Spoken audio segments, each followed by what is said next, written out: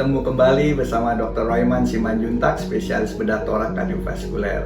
Pada kali ini saya akan membawakan satu kasus yang sangat menarik, yang jarang ya.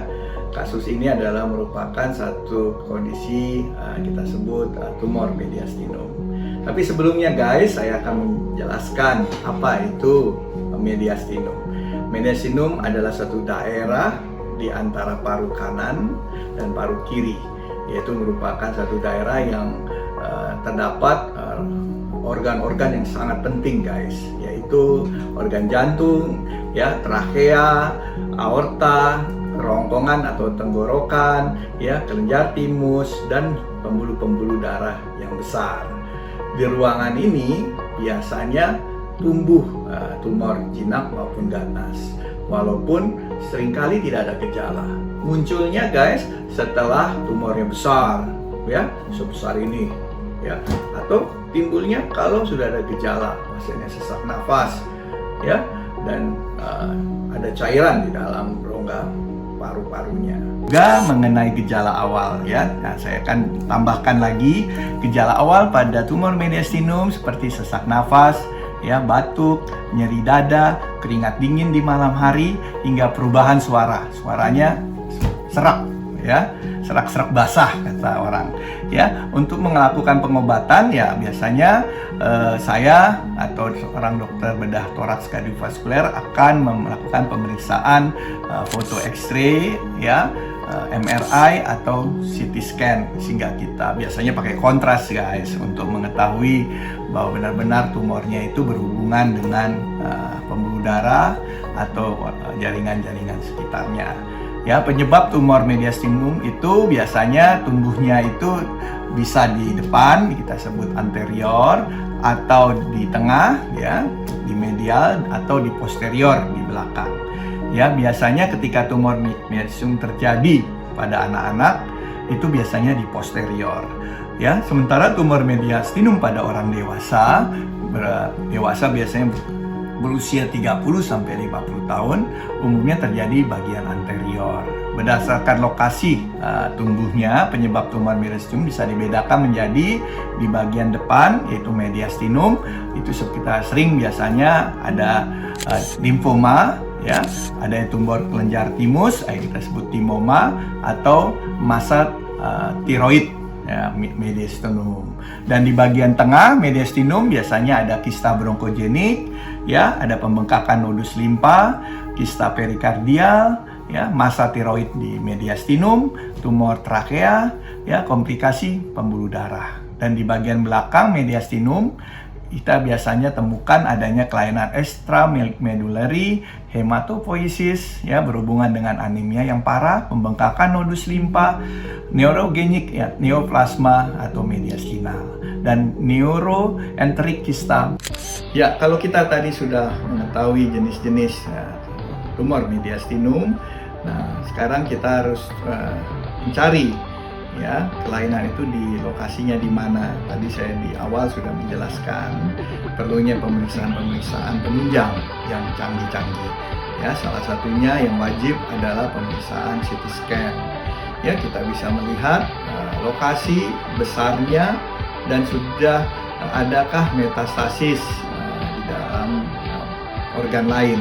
Biasanya kita lakukan pemeriksaan CT scan seluruh tubuh, ya. Kalau mengetahui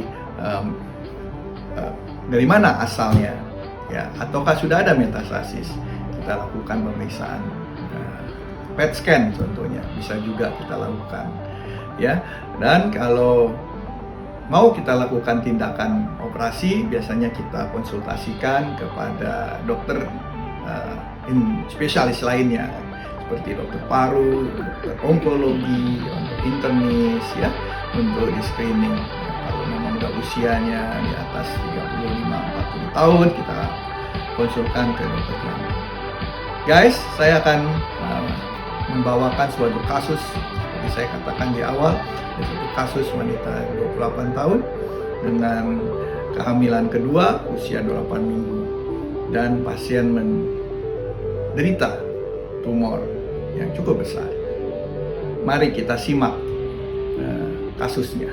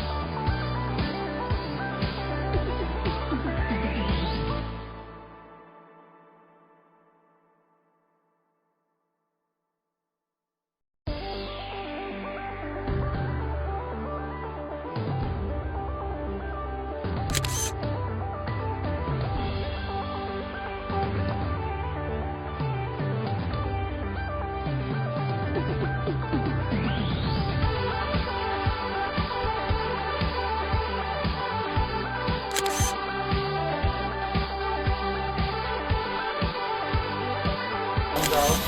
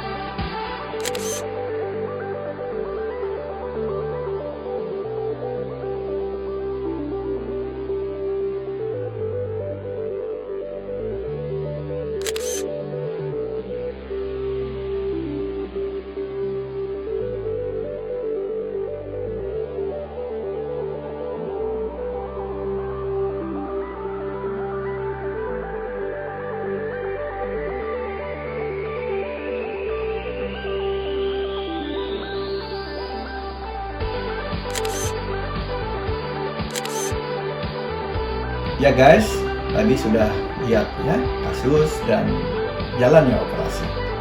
Memang kalau dilihat operasinya cukup rumit karena tumornya sudah cukup besar dan sudah lengket di mana-mana. Sudah ada di selaput paru, di diafragma, bahkan di perikard. Ya, sudah ada efusi pleura yang banyak dan juga sudah ada efusi perikard. Kita menantikan hasil dari patologi anatominya dan juga imunohistokimianya, dan kita akan menentukan apakah kasus ini suatu limfoma maligna ataukah sesuatu thymic karsinoma. Terima kasih. Semoga bermanfaat. Sampai ketemu di episode berikutnya.